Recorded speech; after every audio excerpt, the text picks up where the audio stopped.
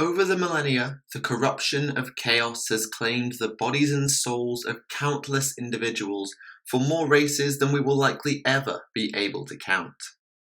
In this modern era, with the cicatrix maledictum waxing large across the galaxy, there are more perhaps active in the materium than ever before. However, whilst they are amongst the rarer groups of Chaos followers, there is one group that, if known about, strike probably more terror than anything that isn't demonic. Some of them are ancient indeed, having fought against their original creator almost their whole lives, while some are more recent converts to the cause of the ruinous powers. Whether classed as Chaos Renegades or members of the Traitor Legions, they are most commonly referred to as the Chaos Space Marines, or more officially, the Heretic Astartes. This is Tactica Imperialis, and welcome to 40k Stories. First, a bit of a history lesson. I'm not going to run down all of Astartes' history here, merely the bit relating to the Traitor Legions as the first Heretic Astartes. The Great Crusade had been rolling along with great success for a good number of years by the time it reached the planet of Colchis and the Primarch Lorgar Aurelian. It took on board many from Colchis in part of the reformation of the 17th Legion, christened newly as the Word Bearers, but the world had been worshipping an old faith for a long time before the Imperium's arrival. Perhaps unbeknownst to the Emperor's forces, since the world had been converted from it in Lorgar's conquest of Colchis, this old faith was in fact the worship of the Chaos Gods, and particularly through the now infamous chaplain Erebus, that worship would quietly spread. In particular, the warrior lodges that proliferated through the Legionary Astartes would become a breeding ground for hidden acknowledgement or worship of chaos, especially in the Word Bearers. But it would be following the Monarchia incident that it would finally catch up to one of the Primarchs, which was perhaps unsurprisingly Lorgar himself. After censure from the Emperor about the Primarch's veneration of him as a god, Lorgar fell into a form of solitude and depression and began to investigate the old faith of Colchis due to his belief that faith still underpinned humanity's psyche. Aided by Erebus and his adopted Colchisian father Corpheron, both of whom were devout chaos worshippers already, he began a pilgrimage to Cadia and on into the Eye of Terror. There he met with the demon prince Ingethel the Ascended, who showed him the primordial truth of chaos, and Lorgar was converted to the faith that he had once overthrown. It was after this time that the warrior lodges spread in earnest as the Word-Bearers subtly tried to spread their new belief system, but it would take a lot more than a few quiet lodges to dislodge the atheistic and rapidly spreading doctrine of the imperial truth. Lorgar and Erebus orchestrated a scheme that would see potentially the entire Imperium crumble if executed to perfection. On the world of Davin, previously conquered by Warmaster Horus's 16th Legion, the planetary governor Yugen Temba was corrupted and gifted with a Nurgle weapon that could lay even a Primarch low. Horus returned to Davin to deal with the now revolting Temba, but would be mortally wounded by said blade in the process, at which point the next phase of the plan began. A group known as the Serpent Lodge told Horus's panicked advisors the Mournival that they could heal the Primarch, maybe, and they took him into seclusion, telling them that he would walk out healed, or not at all. Despite the interference of Magnus the Red, Erebus was able to corrupt Horus during his sleep and recovery under the care of the Lodge, and by the time he walked out fully healed, the War Master was convinced to the service of chaos and the toppling of the Emperor. You likely know the rest from there. In total, 9 of the Legiones Astartes were turned almost in full to Horus's banner, eventually becoming known as the Traitor Legions for their betrayal of the Imperium in the Horus heresy. Of course, they would go on to lose in their rebellion, with Horus slain in the Battle of Terror by the Emperor himself, and the Traitor Legions would mostly flee from the Materium in the aftermath to escape Imperial reprisal. They went to hide in the warp rift known as the Eye of Terror, wherein they would become twisted and corrupted by chaos if they hadn't done so already. The Death Guard and Word Bearers were pretty much gone by this point, and the Thousand Suns would be ruined not long after by the Rubric. Those Space Marines who signed on with Horus were the first to be known as Heretic Astartes, and they were declared one and all as excommunicate traitoris, kill on sight, no redemption.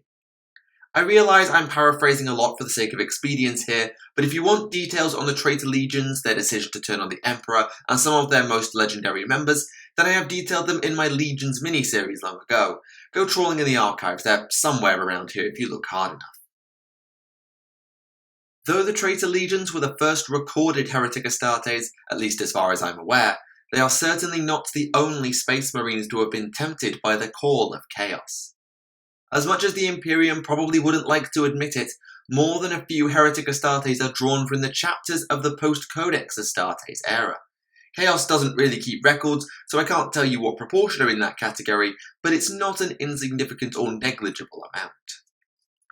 They are often not classified in quite the same category as the traitor legions by imperial authorities, but the fact remains that they are enemies of the Emperor's domain, just as the legions are. For the sake of distinction, we'll refer to these more modern Heretic Astartes as Chaos Renegades, not to be confused with actual Renegade Astartes who turn their back on or are exiled from the Imperium, but do not fall to chaos, such as, for example, the Soul Drinkers. So without a Primarch to guide them into corruption and supposedly pure heritage from a loyalist legion, what is it that can cause the corruption and the turn of Chaos Renegades? There are a number of factors that can contribute to a chapter or force's fall to chaos, many of which are similar to other mortals known as the Lost and the Damned. The most common will almost undoubtedly fall into one of two categories, the promise of power and spiritual corruption, though these can be tightly intertwined as well. The Astartes are far beyond normal humanity, not quite the demigods of the Primarchs, but definitely on a higher level. Yet here they are, babysitting the Imperium's worlds and selling their lives for what? Honouring the chapter? Gratitude and plaudits? So when a new proposition comes along that frames chaos as a way to recognise the true power of the Astartes and reward it appropriately, you can see why some might dabble with the idea, at which point they're basically doomed. Granted, it would take a skilled and subtle orator to make it happen, which is why this method is more commonly employed by demons. Those of Zinshor Slaanesh might whisper from the shadows or inside the mind, whilst those of Khorne will play into the militaristic nature of the Astartes to offer them respect and power for their skill in combat. Unfortunately for the ruinous powers, most Space Marines are made from stern enough stuff and are very heavily psycho-indoctrinated to endure and deny this sort of temptation even under exceptional duress.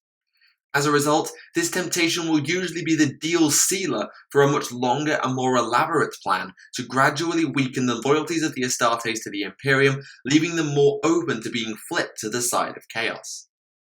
In some cases, the Astartes who hold to a particular standard or moral code might witness the Imperium committing atrocities against its own citizens, showing them that the empire they serve and protect isn't perhaps worthy or deserving of said protection. This may happen by chance, or because forces of chaos manipulate events to put people in the right place at the right time, but it is just as effective either way. Of course, the greatest irony is that any chapter who turns to chaos due to the tyranny of the Imperium will often become far worse themselves given a little time and warp exposure. For example, a reasonable option for this would be the Emperor's Children Legion, or the Sons of Horus / Black Legion maybe. Other ways of setting a chain of corruption into motion is through direct exposure to the powers of chaos. A battle with demons that scars the psyche of the Astartes even after a mind wipe, curses placed by sorcerers on champions or equipment, hidden cults in the population creating madness and revolt. By doing so, the mental will of the Space Marines is tested by what they must endure or witness, and those who fail will often lose their minds and souls as they often slip into death or the service of chaos. Sometimes, though, it's as simple as serve or die when an Astarte is defeated in combat by a Chaos champion of some kind, playing on that human fear of death that can even permeate into the indoctrinated Space Marines. There are so many ways that an Astartes or a chapter can be unwittingly led down a path that will see them fall to chaos, far too many to list here, but whatever methods are chosen, they are incredibly effective. Of course, there are those individuals or groups who have the strength of will or sheer good fortune to deny or avoid the fate laid out for them, but the Astartes are not immune to corruption despite what the Imperium would have you believe. And when they fall, the heretic Astartes are terrifying to behold on the battlefield. Often left unbound from whatever oaths or codes defined them in service to the Imperium, they are able to unleash their power on any unfortunate enough to stand in their way. Many a tale is whispered or told around the galaxy about the power of a space marine, but even those will pale to the onslaught of the heretic Astartes in the majority of instances.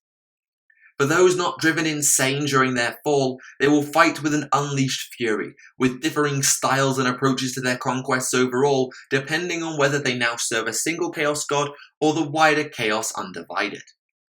Quite often, these chapters or companies turned warbands will follow a less structured approach than their loyalist counterparts, as they will often lose access to the Forge Worlds and other privileges that would come from being part of the Imperium, and so they need to improvise.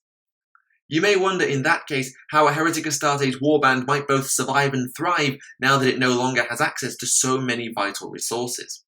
And the answer is simple. They take what they need by force or barter with certain groups under the banner of chaos.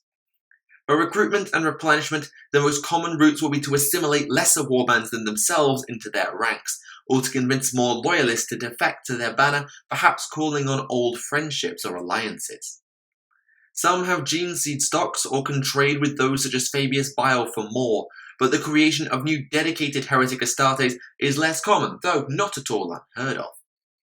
For resources such as armor, weapons, or slaves, scavenging from the fallen on a conquered battlefield or hauling off loot and salvage from a raid will be very common approaches.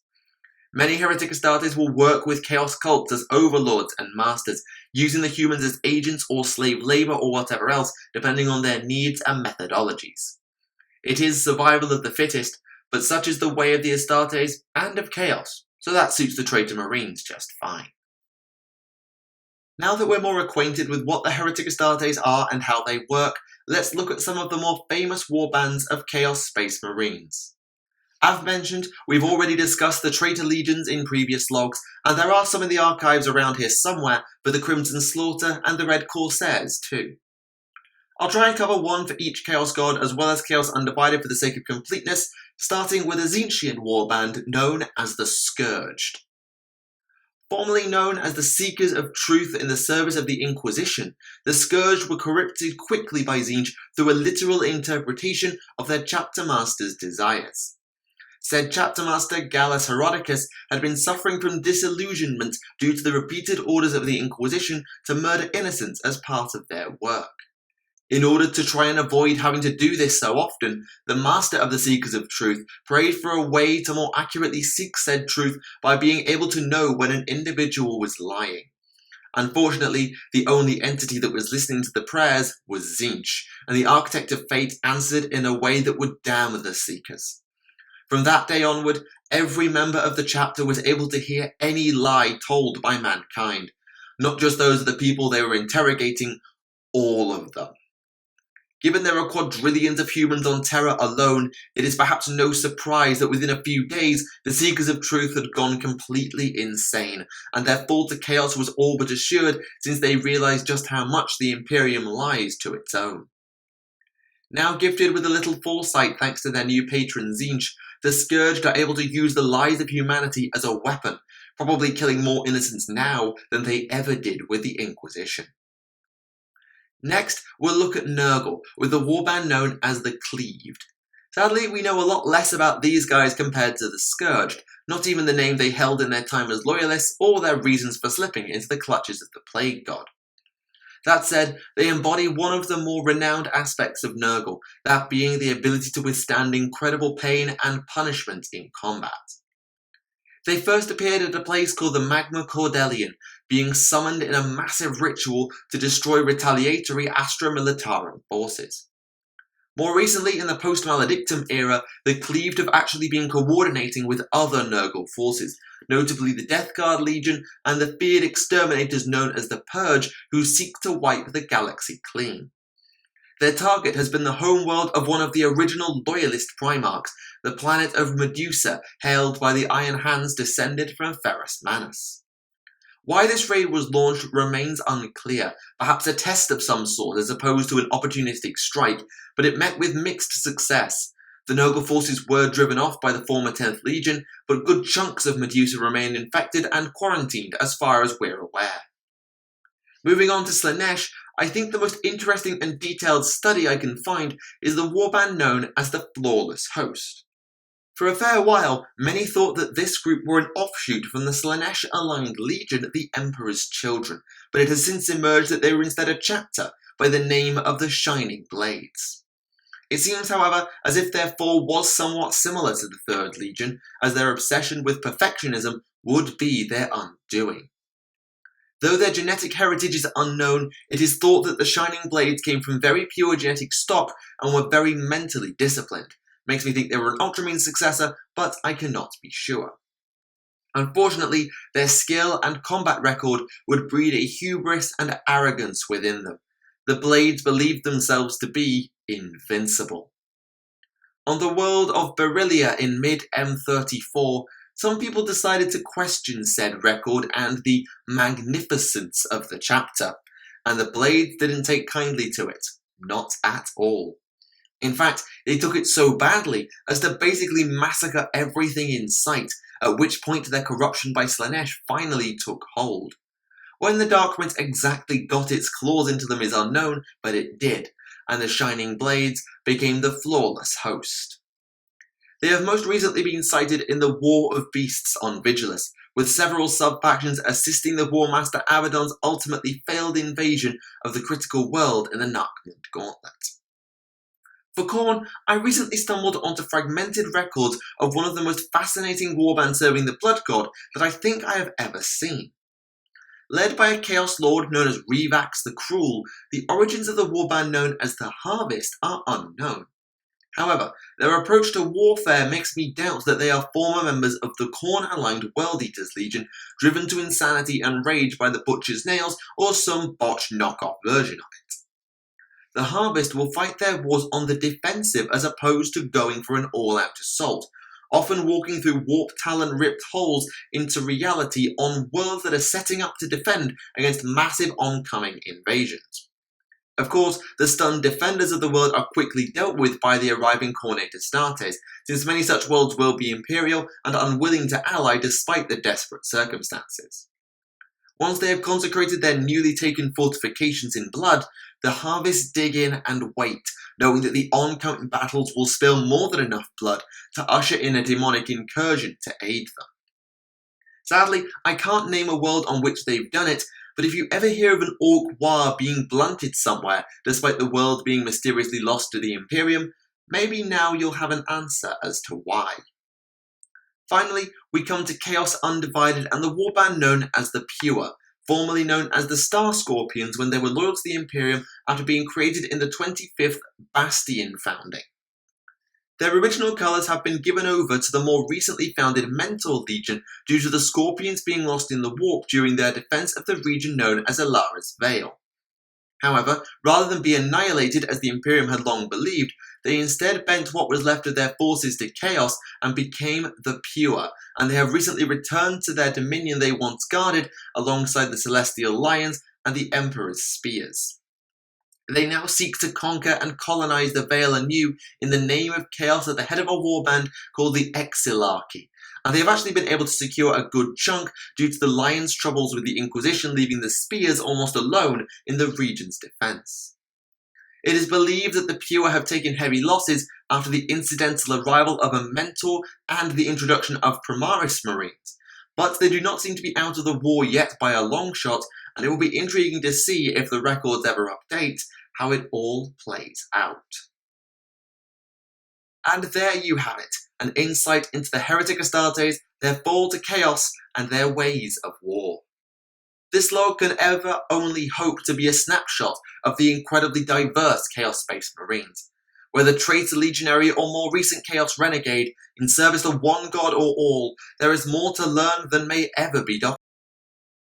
Whatever the specifics of their history and deeds, a few things persist across many Heretic Astartes groups. Hatred for the Imperium they once defended, and an oft-twisted methodology that mocks who and what they had once been. For now, though, we must move on. I think that next time I wish to add an unofficial addendum to our Champions of Humanity mini-series that looked at the greatest loyalist Astartes of today. We have told much of this tale before, scattered across a couple of logs, but there are more details I think can be added, and I do believe it is only fair to devote a full log to perhaps the only left non-Primarch loyalist alive from the Horus heresy. Thank you for watching Tactica Imperialis, and I'll see you all again. Goodbye.